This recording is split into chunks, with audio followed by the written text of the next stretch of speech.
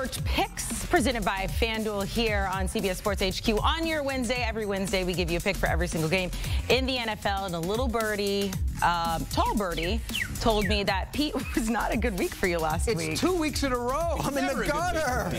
But you know what? It's November. That means October's going behind us. Oh, you're not a good October guy. No, hey, you know, never good. You know Sean Payton has the winningest percentage in October? Well, we're on the exact opposite side of things then, because my record is useless information awful. For your day. Kyle continues to hit his best bet, so I can't wait to see what he has this week. Here are the games in Week 9, beginning with Texans and Jets on Thursday. Only one game missing from that slate because only two teams are on byes. Steelers, 49ers. Let's see how the damage was for Pete. How bad do you think it was? It was 6 and 11, I think it was. 6 and 11? Let's see.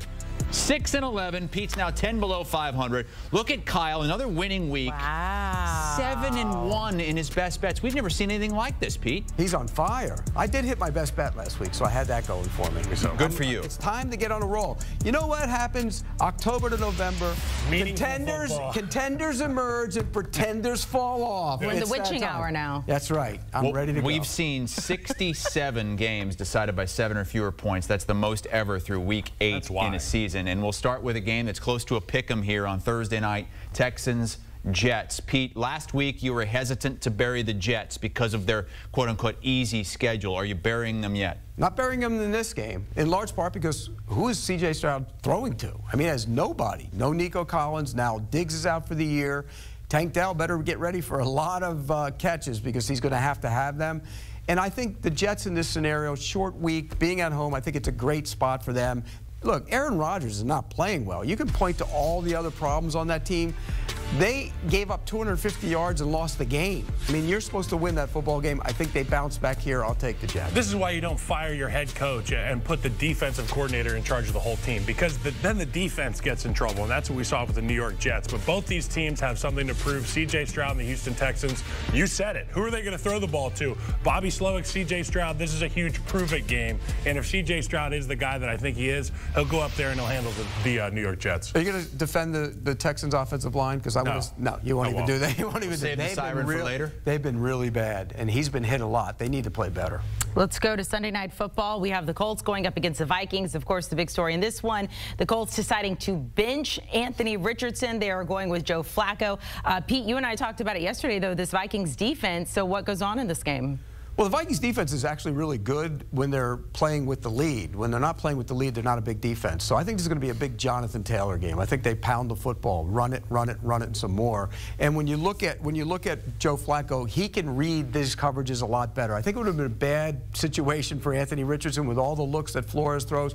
I think the Colts hang around in the game. I don't think they win it, but I do think they hang around. Yeah, I think they make it a competitive game because of the move they made at the quarterback position. They've got a litany of guys that they can throw to with the quarterback position. They just got to get somebody who can get it to them, and they have that now with the Colts. But for the Minnesota Vikings, they made the move. They went and got Cam Robinson, and kudos to you. You called it. You said that's what they need. They went and did that. I think they plug him immediately in, and this Vikings team rolls. I got the Vikings this week. More GMs should listen to me around the league. Seriously. I put that out there. I put that out there on last week. Handsome and smart. No, I was talking about how the Vikings hair is like right behind you. If you turn sideways, it's almost perfect. Oh, yeah. Hold on. There you go. Yeah, you fit right inside that sucker. Oh, yeah. She's beautiful. Skull. Let's move to Monday Night Football. The team that Pete thinks can go unbeaten this season, the Kansas City Chiefs, 10 wins away from a perfect season at home. More than a touchdown favorite, more than a one-score favorite, 8.5-point favorite against the Buccaneers, who obviously, don't have the weapons for Baker Mayfield right now. No, and the problem wasn't him last week or the offense. The problem's the other side of the ball. The defense has suddenly had major issues. Now, Kirk Cousins has owned them in 2 games. They've been better against other players, but this is Patrick Mahomes. I think this is an opportunity for the offense to get really going in this game. I think Mayfield will have some success as well, but he's not going to be able to keep up without all those weapons. Yeah, it's going to come down to big plays on the defensive side of the ball. And for the Chiefs, they've been looking to get the ball rolling offensively. We saw a little bit of it last week, getting Hopkins infused into that lineup. We'll see more of him this week. I love the Kansas City Chiefs in this spot. You got to win the ones that you're supposed to win. They're supposed to win this one. Undefeated. You think that's going to happen? Think so? If they beat Buffalo. And it's a big if. They're not even halfway there. Big ask. They've had a lot of tight games. Look at the schedule. Mike Renner says you're crazy. 14-game win streak, right? Mike Renner says that they're not even a great team. They're just a good team. Well, this is why I have to debate that guy every single morning on Pushing the Pile. And you win? We have fun. We get to do it again the next day. Okay. Speaking of Pushing the Pile, Pete, you were on the latest episode there, but do you know the most exciting thing I found out about in our group text was about Mike Renner? What's that? That he used to be a Bachelor guy? Yeah, I didn't know he was on The Bachelorette. How did you not know that? The worst thing about him being on The Bachelor, I don't even think he made it that far. I looked it up. He was kicked out in week 3. Yeah, they Have you saw guys his talked long about hair. this on the podcast We haven't yet? talked about it on the pod. He looks like that would Fabio require in this me picture. doing some research on The Bachelor. Okay, I don't think that's it was in The Bachelorette. Knowing Mike was probably too nice on the show. If you're mean and ornery and funny and crazy, you last because they want to keep you on there. Mike was probably too nice. They probably got the nice. Take notes from Pete. Speaking of too nice, both Pete and Kyle have said Tua Tagovailoa is a little too nice sometimes. You guys nervous about that last game when he came in? How much were you watching every single snap to see if he got hurt? Going up against the Bills in a divisional matchup here. Big number for the Bills. Do the guys think they can cover it? Coming up. Continuing our expert picks presented by FanDuel and a look at the slate on CBS. You didn't do it. Didn't do it. I'm going to keep you on your toes, Pete. You tease you. Yeah, he did. You got 4 early games. You got 2 late games. You've got Bills and Dolphins, and that's where we're going to start in the 1 o'clock window as we pick the 1 o'clock games right now with Pete Prisco and Kyle Long. It's the Bills -6.5 at home against the Dolphins, who are 1-5 against the spread this season. I mean, this is the Bills' game to lose. I mean, I'm going to do my best bet later on, and after re-looking through this list, I would probably say best bet Buffalo Bills. They just went across the country and whooped some butt. You tried to change it, actually. I'm not going to change it. We're not going to let you change it. I'm a man of integrity and honor, and all I do is win on this show. So Pinky swear on that. Pinky swear. Give me this Let's pinky. not bring up a pinky. I will say this. For Buffalo, we had a lot of questions about Josh Allen's ability to distribute the football, who's going to be catching it, making plays. Guys have come on for them. They infused Amari Cooper into that lineup. Keon Coleman stepped up last week. It just looks like the Buffalo Bills are a legitimate threat, and they are becoming slowly one of the classes of the AFC here. I just don't see that with the Dolphins. Also, add to the fact that the Bills have kicked their you-know-whats time and time again. It's the big brother, little brother thing. It kind of reminds me of Packers-Bears, where they just have that mental block over the other team. Well, one team is physically tough and the other one is not. And the Bills are the physically tough team. They take on the personality of their head coach. They take on the personality of their quarterback. They're a tough physical team. And Josh Allen owns the Miami Dolphins. It's amazing the numbers he rolls up against them. That's not going to stop here. You mentioned Keon Coleman getting it going. You get Cooper into the mix. Kincaid scored a touchdown last week. This offense by the end of the year is going to be dynamic. And I picked them to go to the Super Bowl. I say the Chiefs have a legitimate chance to go undefeated, but if Buffalo beats them, I firmly believe they have a real shot to get to the Super Bowl. This might end up being their best team. Okay, let's go to the next game. We have the Broncos going up against the Ravens. Interesting matchup, much more interesting than we thought at the beginning of the season. Both of these teams coming into this matchup at 5-3. That said, it is the biggest line. Ravens favored by 9.5 in this one. You got a good defense, though, Pete. You have a really good defense. With the Broncos. And the Broncos have an outstanding defense. And Bo Nix has done some really good things and improved. And Sean Payton's done a great job with him. If Baltimore had beat Cleveland last week, I would have maybe leaned more to the Broncos here. But now, after losing last week and coming back home, I think this is a really tough spot and a long trip for the Broncos. I think it's going to be one of those situations where the young quarterback gets a little overwhelmed. He gets behind. He's not going to be able to keep up. I like Baltimore in this game, -9.5. And by the way, I hate laying this big number, but I'm going to do it. Big number. Bo Nix has been really impressive all year with the way he's taken care of the football, the way he has assimilated to Sean Payton's offense. You can tell that those two guys vibe a lot. But this week, going against the 2-time MVP in Baltimore, it's a coming-of-age week. They stop the run really well, Baltimore. They're not very good against the pass. Bo Nix relies on the run a lot. He's been somebody that doesn't go down the field with the football. Look for the strengths of the Ravens defense to show up in a big way. Give me Baltimore. All right, let's move on to another CBS game, 1 o'clock Eastern time. It's the Chargers at the Browns. Browns are 2-6. We've seen 2 of the last 4 seasons, a 2-6 team has made a run to the NFL playoffs. The Browns got that win last week, and they're slight underdogs here at home. And they better get this one if they're going to make a run. I mean, you know, the Chargers are one of those teams at bottom of the AFC, those guys who are going to fight for that last spot or the 6 and 7 spot. So this is an important game for the Browns. We saw Jameis do his thing last week. What he did at the end of the game, he threw what should have been a game-ending interception right into the arms of Kyle Hamilton. He dropped it. And the next play, he threw down the field and hit a touchdown pass. That's what you're going to get with Jameis. It's a great story.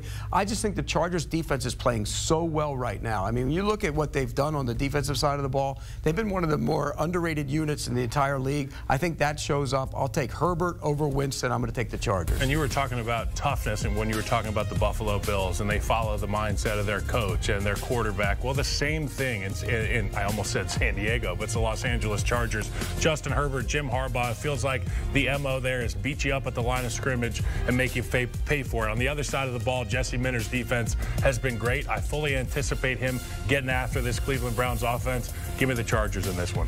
I found out something today, and I think it's right, but I don't want to say it. She read it on Wikipedia. No, I didn't read it on Wikipedia. Another quarterback who tapped out of a game one time, Jim Harbaugh. Wow. Really? Because he was out of breath? He was tired. Way back in the day. Run the tape. There you go. Yeah, I don't believe it. I don't remember that. I don't believe it.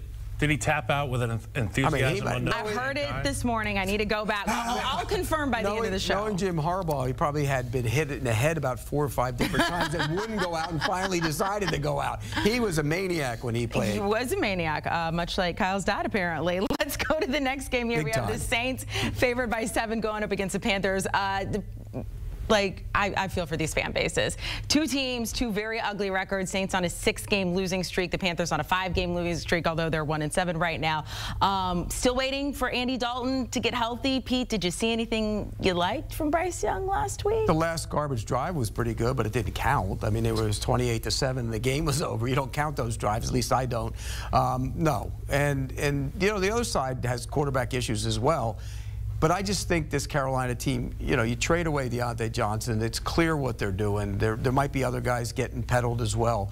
This is not a good look. It's not a good team. They have a ton of injuries. I'll take the Saints. I don't love the Saints here, but I'll take the Saints. I don't love the Saints or the Panthers here, but what I love is this matchup. It's something I'm going to be locked in on. Why is that? Weekend because I'm going to be taking the Panthers here. He's going the other side. Now you're a real sicko. This is the prime opportunity to just call Pete the entire game and be like, did you see that play? Did you see that play? I'm picking the Panthers. 7 points a lot, and you're at home. Let's get this thing rolling. I'm glad he's taking the Panthers. Let's put it that way. You saw that team last week. That's not a very good football team. It was sad. Broncos were impressive, though. Yeah.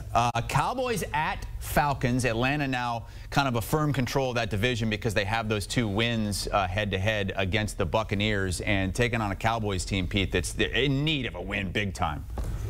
I'm a glutton here. I don't know what I'm doing, to be honest you're not with going you. to. Yes, I am. No. And I'm bucking trends, too. Back-to-back road games. You know, I hate that. Why, you think this is a big game for Kirk Cousins? I'm taking the Cowboys. I was waiting for the graphic to pop up. I am taking the Cowboys. I just think that there's something stinky about this line. 2.5. Why? What do you think it should be? When I looked at it, when I thought about it after the 2 games last week, it probably should have been 4 or 5. But I'm taking the Cowboys. I think they're going to go play well. I think Prescott will play well in this scenario. I don't love the Falcons' defense. We saw Baker throwing to nobody last week. He threw all over him. I think this will be an opportunity to keep up with them. It'll be close. The Falcons might win it, but it's going to be maybe by a point.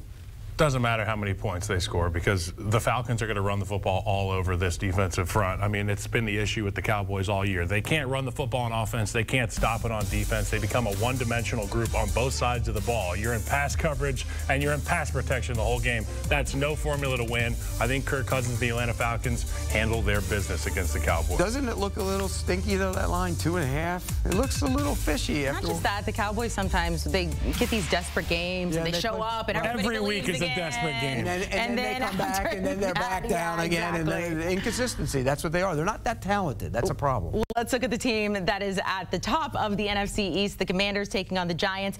This is a little curious for me, though. They're coming off that big win, very emotional. You have the Steelers next week. Kyle, any chance this could be sort of a trap game for them? Well, yeah. I mean, you said it. It's like sandwiched in between the Bears and the Steelers, which are going to be 2 huge games. But this game against the Giants, make no mistake about it, if you're asleep at the wheel, you can easily lose this football game. I am going to pick the Commanders in this one, though, -3.5. I think that you go on the road in New York, and it's not like one of those raucous environments environments when you're playing against, you go to Seattle or you go to Kansas City. When you go to the New York Giants place, it's kind of a commiseration affair there in the stands. So you go. Never used to be. You go and you get up early against this team, and they're out. So if Jaden Daniels scores in the first drive, give me the Commanders. As a guy who grew up a Giants fan, I'm insulted by that. It used to be a great place, a crazy place to Lawrence play. Taylor's not coming out of that. That was a different building, a different time. No, it still gets crazy. If they're good, that's crazy. They're not good right now, and that's why I said that. Yeah. By the way, if this weren't a division game, I'd say, okay, sandwich game possibilities. But since it's a division game, they're going to be up. Yeah, they're going to be up for it. So they dominated the game last week against the Bears. Had no business coming down to a Hail Mary. Should have put them away early in the game. They settled for field goals. They should have dominated that game the entire fourth quarter. The Bears played well and give it to them, but they should have put that game away. They'll put this one away. They win the game. Any lingering injury concerns for that rib for Daniels? No, I mean, whatever it was this past week is what it's going to be, and maybe even a little bit better. Right. I mean, he did take one shot to the ribs, but the guy threw it 65 yards on the Hail Mary like later on in the game. So let's get real. All right, let's move to the Raiders at the Bengals, and this line is 7.5. The Raiders not good, but they've been good as a 7+ point dog. 4-0 in their last 4 games when they're getting more points than 7. Yeah, and the Bengals were awful last week, and so there is a little bit of concern, but you have Joe Burrow and you have Gardner Minshew. Boom! There's the scales, and it's not even close. Gardner Minshew is not a good quarterback. I don't think they'll be able to keep up. I think the Bengals will score. And score a lot, so I'll take the Bengals minus the points. I got Max Crosby having a really big game, but there's nobody I'm going to bet against that's last name is Joe. It's Burrow. You know what I'm saying? So for Joe Burrow and the Cincinnati Bengals, you have a chance every week. The Raiders have to come across the country and play in this one. Give me the Bengals. I think eventually they have to wake up and start playing better football. It should be Max Crosby's last game as a Raider, but it won't be. Yeah, the deadline coming up on Tuesday. Yeah, it won't be. They won't. When does Joe Burrow change the hair? It just keeps growing naturally. Yeah, he's got the frosted tips now. Yeah, I know. Somebody said he's gone from like Eminem to a Backstreet Boy or yeah. Iron Eagle, I think he said he's Lance Bass now. Wow. I like that, Ian. I wonder what his final form is. Yeah. One more game. Probably be like us. Hold on, we gotta keep going. We gotta keep going. He keeps putting dye in there. He's going to be like us. I used to put hair gel in my hair. Look at it now. Is that what it was? Hair gel? Yeah. That's what did you? That's what took it off. Let's talk about 2 quarterbacks with really good hair. We don't know if they're going to play, though. You get the Patriots going up against the Titans. The Titans favor in this one by 3.5. We saw Drake May go out with a concussion.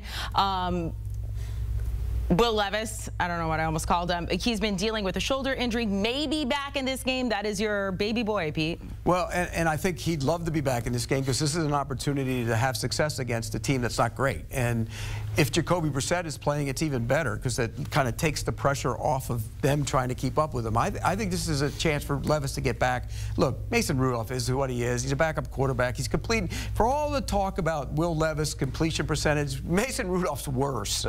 And so Levis needs to come back and play. I think he does play. They say they're going to know more later in the week, but we'll see. I think he plays. I think they said today they're going to start evaluating him a little bit and more. I think he'll play. And if he does, I think the Titans will cover the number. Drake May, limited participant in practice today. I would imagine they're going to try to ramp him up and get him out of that concussion protocol. If Drake May goes, I think that they cover. But if it is going to be Jacoby Brissett, I will be taking the other team in this one. I'll be taking the Titans. They've got a good defensive front. They'll get after the passer. They'll stop the run. Give me the Titans. I don't know. Titans played the Lions last week, and the trend is this season, the week after you play the Lions, not good. 0-5 straight up and against the spread. And they look like they called reservations in Cabo and they're already ready. They quit the second half of the offseason. That was a bad look. They quit. That's tough in Detroit when they're racking up all those points. Those are the early games as we look once again at the CBS slate on Sunday. You got the Broncos-Ravens matchup of 5-3 teams there at the top. And in that late window, if you don't get one of those early games, you might get Bears-Cardinals. That's one of those games we're going to pick next. Oh, Lions and Packers. Who might be the king of the entire NFC? A huge ball game, but quarterback concerns for Green Bay.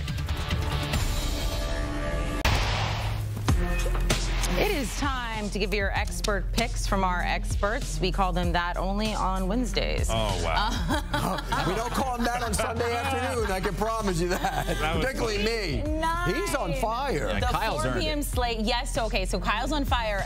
This is really interesting, though. These 4 games, obviously we're going to get your picks. You agree on all of them. Not good. So you don't think it's good? No. Kyle's Like, boxing you out because he knows this he's is not what ahead. everyone should be listening to. Remember Like, Brady used to do that, take too. these bets. You think I'm smart enough to figure out a strategy here? I'm just throwing darts. Brady Jr.? Well, if I get so far behind, I might take your picks and go the other way to try and catch up. Let's start with the first one on the 4 p.m. slate. We're talking about the Bears going up against the Cardinals here. Cardinals favored by 1.5. Kyle? Big You're letdown. looking so much better now. Like earlier in the week, you were real rough. It wasn't good. He was wearing the same shirt over and over. Let me ask you this, though. Kyler Murray. Yeah. Is this the best we've ever seen from him? He's awesome. He's confident. He's got guys making plays. I heard him talk last week about James Conner and how he feels, honest to goodness, that James Conner is willing to go out there and die on that football field with him. And when you've got guys on your offense in your huddle with you that you can trust and lean on like him, like Trey McBride, Marvin Harrison Jr. coming around for this offense, that's a scary group. And, you know, they add some pieces on that defensive side of the football, and this Cardinals team could be a real powerhouse. I think the letdown last week for the Chicago Bears, emotionally, in-house with that coaching staff, some of the finger pointing, it could lead to maybe a little bit of a hangover here. Give me the Cardinals in this one. I'm taking the Cardinals as well. Look, defensively, they're undermanned, but he does a great job coaching them up. They show up every week. Offensively, they're really starting to get it together. And, you know, we talk about offensive lines. This offensive line is on the rise. Paris Johnson at left tackle has quietly been one of the best left tackles in the league. They're getting better and better. Harrison's getting the ball down the field. McBride, you mentioned, they can run it. Murray's playing great. I'll take the Cardinals as well. Do the Bears recover from that? That's hard to recover from. It's hard at all this I season? talked about it the other night, how it felt to me as a Bears fan now and not a player. It felt worse than the double doink, you know, because you've still got all this season to go. Yeah. You've got this great defense, but a letdown like that tells you a lot about what's going on inside the building. And to me, it just didn't sit right with me, and, you know, it was not good. Well, losing a game like that is one thing, because it's tough to recover, but losing a game like that when your coach makes so many errors at the end of the game kind of really causes and a problems. player as well. And the player. Well, that's a reflection of the coach. I'm sorry.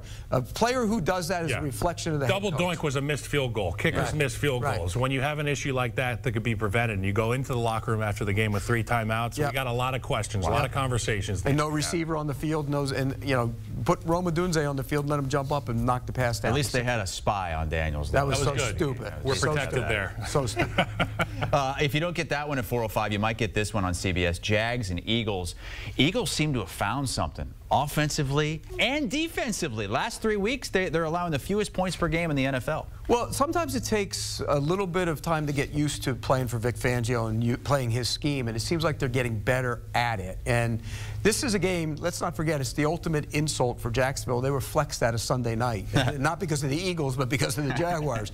And you see them trading off pieces. Cam Robinson goes. He didn't want to go back in the game, reportedly, and didn't even tape up last week, so they sent him packing. This is a bad situation for Jacksonville. Their defense is awful. The defensive coordinator is awful. Jalen Hurts and that offense will put up a big number. This is blowout city. Give some love to Kellen Moore for starting to understand that less is more with Jalen Hurts. When you put less on his plate and allow this superstar cast of offensive players on your roster to go make plays, go win the line of scrimmage, things look a lot better. When you got Jalen Hurts dropping back 40 times a game with pressure in his face, that's when mistakes happen. I really like what Kellen Moore's doing. They're going to figure out that first half offensive woes here. Give me the Eagles. One other thing about the Jaguars, Trevor Lawrence drives them down to the game-tying touchdown. We're throwing to nobodies because everybody's hurt. And after the game, the coach is asked about Trevor Lawrence, and he responds by talking about the receivers who were in the game and not mentioning anything he did. Talks O-line, tight ends, receivers. Everything else. You got to love your guy up. Of course you do. There's a problem there. There's a problem there. They won't admit it, but there's a problem there. I'm very selfish. Next week is Eagles at Cowboys. So that'll be I'm going to be there. That'll be my best bet next I'm week. so excited. You're going to be there as what, an Eagles fan? I am just going to be there as a fan. Well, you hate the Cowboys, so. I've never said that. You've told me that off air. Wow. I've never said that. I have a very neutral shirt that I will be wearing to the game. All right, this is a huge divisional matchup. We have the Lions at 6-1 going up against the Packers at 6-2. The two longest winning streaks in the NFC right now. Jordan Love had a groin strain that last game. We're waiting to see from him. I mean, Pete, this is just a massive game. It's an enormous game, and if Jordan Love were in the game, I'd probably pick the Packers. We don't know if he's going to go or how limited he will be if he's in the game, but healthy Jordan Love, I would pick the Packers. I am so worried about the pass rush for the Detroit Lions. We know they can score on offense. They're hard to stop. This one will probably get a little high scoring anyways, but what I think they'll do if Jordan Love isn't in the game, shorten it. And when they shorten it, they're going to run the ball. They're going to try and control the clock with Malik Willis and try and limit that offensive possessions for the Lions. But I don't think they can do that. I'm going to take the Lions here because I'm so concerned about the offense for the Green Bay. You know, we've all talked about the explosiveness of having Jordan Love at the quarterback position and that the litany of receivers he's got who can make those big, take the top off the defense plays. We saw Romeo Doubs make a huge catch on the right sideline that looked impossible to make. But if you've got Malik Willis in there, you're going to have to lean on the running game. Don't forget that this running back they have is a damn good one, and they can play that style of game if they want to. But if it becomes that, give me the Lions because they can win on the offensive side of the ball, running or passing with anybody in there. Jared Goff's been great, but I love that running game, the offensive line. Give me the Lions. Go ahead. Who did you initially have coming out of this division? The Packers. Who do you Super have? Bowl champ. He has the Packers winning the Super Bowl. Well, I mean, I remember that part. If the Packers are healthy, I think they win this game. But not having Jordan Love changes the entire dynamic. What are you saying yes for? You said off air that Willis can be better. Every single time you see Malik Willis pull up and throw the football, Matt LaFleur has done a masterful job of putting guys in positions to be wide. Well, they drew that play up, the game-winning play that set him up in field goal last week on the sideline. I mean, that wasn't even in the playbook. So when you look, not all coach brains are created equally. No, Matt LaFleur is a darn good coach. Who ultimately comes out of this division? If Jordan Love is healthy, I still think the Packers do. They all going to play each other, by the way. I know. Over and over. I still think the Packers do. Lions. Yeah, Lions look like everybody's on the Lions. Lions. Right now. If they don't get a pass rush, it's going to be a major problem. Pete's going to live and die with the Packers and the Cowboys. And Will Levis. And Will Levis. And the Bills. How about Danny Cannell picking the Cowboys to win the Super Bowl? I love Danny. Let's go to the NFC West, which is a really interesting division right now because every team has 4 losses. Every team is within a half game of one another. Rams a half game behind the Seahawks, and the Seahawks in a 3-way tie for first. The Seahawks are not very good right now. And they're fighting. They're not. Yeah, they're not playing well. That happens. I mean, that I know, that does but happen. still. But and by the way, he should have been fighting with that guy for hitting him in that situation. It was a terrible personal foul penalty. But I think their defense is a mess. They're not stopping people they should. And all of a sudden, the offense has kind of come a little disjointed. They didn't have Metcalf last week. That hurt. The Rams, on the other hand, have got guys back. And you look at their offense, all of a sudden, they're looking like the Rams again on offense. And their defense is getting better. The young players are getting better. I like the Rams. I think the Rams will win this game. That roster that we laughed at early in the season, we said, who are these guys? I couldn't even name the starting 5 offensive linemen because everybody was hurt. You know, Puka, Cooper out. Well, the only game that they lost more than 1 possession was against the Arizona Cardinals. They got boat raced in that one. Every single other game is a 1-possession game. You take a look at the team that beat the Vikings this past week, it looked like the offense that Sean McVay had planned on having. And moving forward, I think they're going to continue rolling. You got to watch the health of those guys, though. Getting so much volume in the receiving game, watching them get involved in the run blocking. They're in 11 personnel all the time, so they ask their receivers to do tight end responsibilities.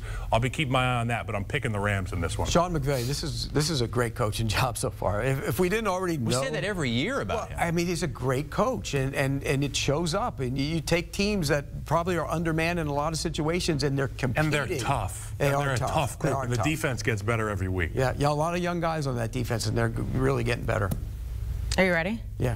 It's time for our best bets. Ooh. Prisco's I had a winner last week. You had a winner last week? Finally. Who's at the top of the board? I guess you're all right. You're 500. I mean, his best bets are better than his non-best We bets. put in who's at the top of the board, though, leading everyone You've only made one pick. One pick. You can't really start bragging until you make if you asked me to, I would send you some every week. If you came in the building, you could make some picks. But you know what? If we combine yours and Jacqueline's, maybe what it might be, you'd probably still be in first. They'd probably still be in first place. Although Kyle's sizzling at 7. Yeah, we should combine Jacqueline and I. Sizzling. He's on fire. So he gets the chance to make the first pick. Okay, so you want to go first, Kyle? Yeah, I'll go first. My best bet of the week is Falcons -2.5 versus the Dallas Cowboys, who are essentially turducken at this point in the season. Wow. I love the Falcons. They score a lot of points. They can run it. They can throw it. It'll be fun to watch the Falcons win this game. And I'm going with the bird, too. I'm taking the Eagles. Jacksonville's done, finished, packing it up. They're going to clean house after the season, and they're playing like it. They trade away assets. They're going to trade more assets, I think. They're done, finished. Eagles kill them by 15-18. Oh, jeez. Oh, okay. Yeah, I'll go next because I'm also taking a bird. I'm going to go with the Cardinals to beat the Bears at home. Yeah, that's my best bet. Look, you can look to him when you pick against the Bears because he picked the Cardinals I picked too. the Cardinals. I feel like he said the Bears are done. Benedict I was trying to remember the line is what it was. I was trying to remember the spread. It was 1.5. I am going to go with a non-bird. I'm going to go with a brown. Whatever the hell that is. A dog? I don't know. You're taking the a little brown. thing. I'm all on board the W train. I'm going to eat another W, okay? I'm going to eat it because the Browns have Jameis Winston slinging it now. They're at home. They're getting 1.5 against the Chargers. I like the vibe there in Cleveland now that Watson's out and Winston is in. So that's my pick. What? You don't Nothing. worry about. Look, I love Jameis Winston. It's just like it's a week. You don't worry about the Jameis. Up, down, up, down. It's a tough act to follow, those pregame speeches. I wonder what he's got planned for Could you, one of you, I bet you could, like, just throw in, like, some rap lyrics in the middle of a... Pete's never listened to a rap interview. song in his life. I have, but could I rap? Yeah, I could rap. You can rap? I wouldn't be able to. You know what rapping is? It's a poet. You're a poet. And I know it. And there you go. Do your by the way, I did look. Jim Harbaugh did tap out of a Colts game in 1997, citing fatigue. That was crazy. I just late in his career. Mad respect. See, if I played for Jim Harbaugh, whenever he pushed me, I'd say, "Hey, Jim, you tapped out. You tapped out. You tapped out, Jim. I'm not going to run any more sprints. You tapped out of a game, buddy." Nobody asked for it since the producers are 2-6, but the producers also have they're going to get hot. You think so? Yep, I do. The pick is Texans money line at the Jets. I don't like that one. Thursday. They're going to get hot. No, don't like it. He's coming back to reality. It always comes full circle. We'll all be at 500. The worm always turns? Yes, and the worm's turning on him this week. Really? When you have like a bottle of tequila, are you supposed to eat the worm? You're supposed to. You got worms in your tequila? You're supposed to have worms in your tequila. The bottom of real tequila has worms in the bottom. Either way, they're our best bets. I did not know that. I'm You never watched Urban Cowboy? The Urban Cowboy. You never watched Urban Cowboy, the movie?